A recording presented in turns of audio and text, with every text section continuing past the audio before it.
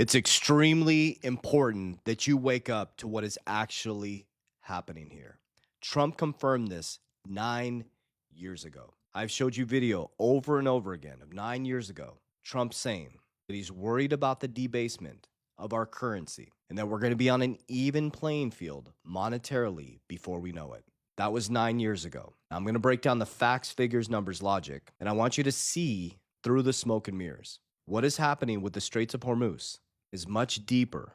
It has massive financial implications globally.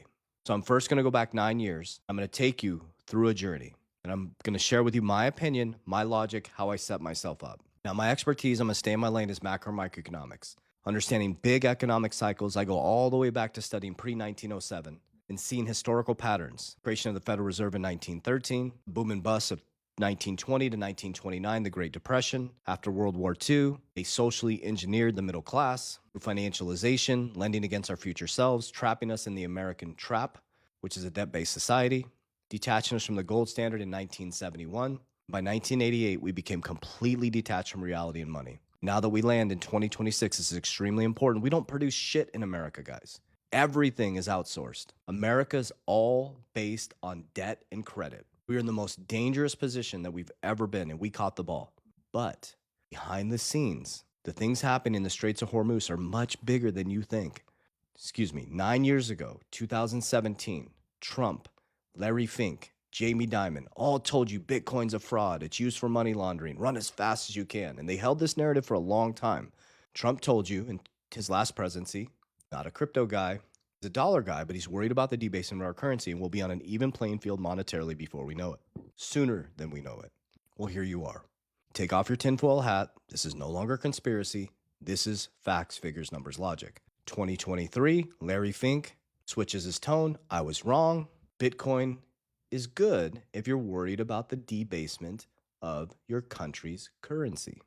Now he is the largest holder in Bitcoin through IBIT, BlackRock's Bitcoin ETF. Morgan Stanley just launched their Bitcoin ETF. Fidelity allows their clients to invest in Bitcoin, Litecoin, Ethereum, and Solana. Go on your Fidelity accounts right there. JP Morgan owns its own blockchain system. Trump came back and ran as the crypto capital of the world, the Bitcoin president, and launched the Stablecoin Act, the Genius Act. Genius.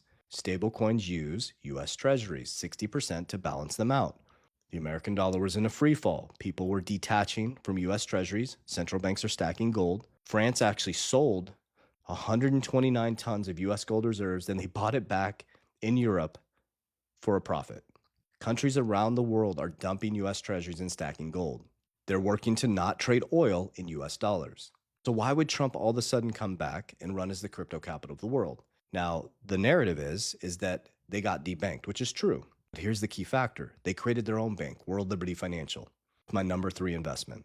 And they created their own stablecoin. Pay attention to what I'm saying here. I'm going to give you 3 key factors of how I'm positioning myself, or 3 key things that you can take away from this. Is now they have their own stablecoin. The Trump family has USD1. Steve Witkoff was Trump's trusted advisor traveling around the world. He's a deal maker.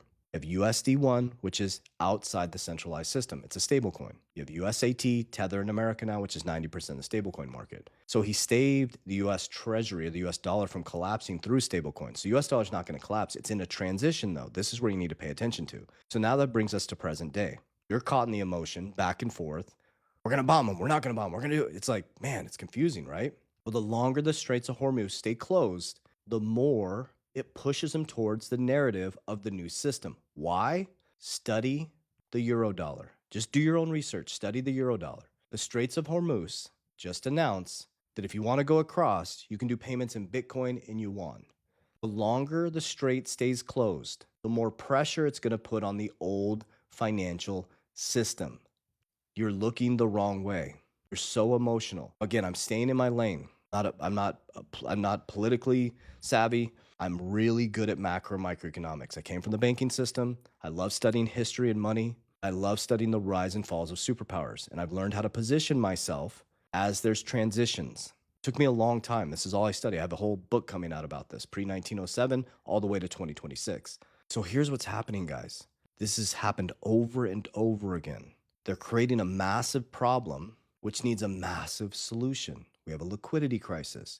We have a debt crisis. Japan has a debt crisis. China has a debt crisis. America has a debt crisis. After World War II, America was a dominant currency. What brings in new systems? World wars and credit crisis. Ray Dalio's changing world order. We have two happening at the exact same time, and the US dollar's collapsed 96 to 97%. So here's the three key factors that I want you to take away from this. Number one is the petrodollar is being challenged. Not collapsing, being challenged. The US dollar is not dead, but it's no longer untouchable. That's a key factor. It's no longer untouchable, guys. It used to be, no longer.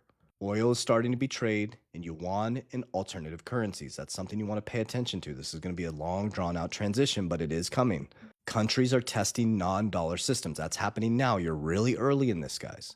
The Straits of Hormuz is showing how quickly the system can be pressured. This is putting tons of pressure on the US dollar. Tons. The longer they hold, the more they can destroy the US dollar. So don't fall for fear, guys. The dollar isn't collapsing, but it's being challenged for the first time at a global level. But there's a new system coming in.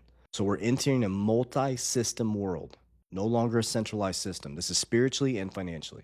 We're shifting from one dominant system to a multi-system. USD system is still dominant right now, currently. China and yuan system is rising in power, though. You got to pay attention to that. Study Ray Dalio.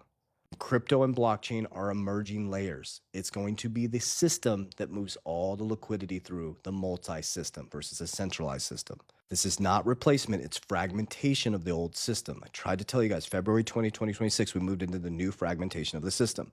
We're not really moving into a new system, we're moving into a multi-system all working together at the same time. It's slowly transitioning. And crypto isn't taking over, guys. It's positioning itself as a new bridge, integrating into the old system. TradFi is becoming, it's all molding together on new rails, like a remodeling of a home. But here's where I think people get it wrong. Bitcoin is just a store of value, guys. I don't think it was ever created to be a bridge currency. Larry Fink said, if you're worried about the debasement of your country's currency, Bitcoin might give a good hedge. He's the #1 holder now. Blockchain is the future rails, guys. Your financial advisor's wrong. The one that's telling you it's fraud, it's used for money, they're not doing their fiduciary responsibility. They're wrong. Study the Clarity Act. What do you think the Clarity Act's for? Study. Ask them, is it no or you don't know? Things like XRP solve this massive liquidity crisis. Hello?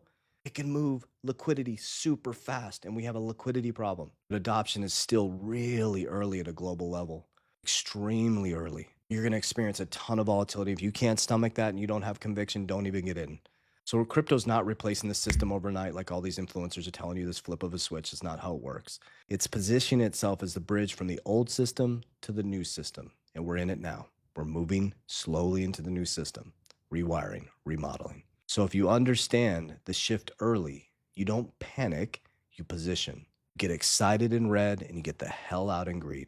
So look through the smoke and mirrors. The Straits of Hormuz is critical to what's going to happen in the future. The fact that they're now accepting Bitcoin, yuan, gives you a clear signal. The fact that US dollar, oil is being traded outside the US dollar, giving you a clear signal of where they're taking it. Trump told you 9 years ago to be on an even playing field monetarily. Now he owns his own bank, World Liberty Financial. His sons run the bank. The Witkoff boys run the bank. That's a world bank. Everybody has access to it. USD1, a world currency. I can trade peer-to-peer with you in USD1. They're positioning themselves as we argue back and forth, as we're drunk in the Coliseum. Just study history, guys. It's nothing new under the sun. I hope this information reaches your heart well.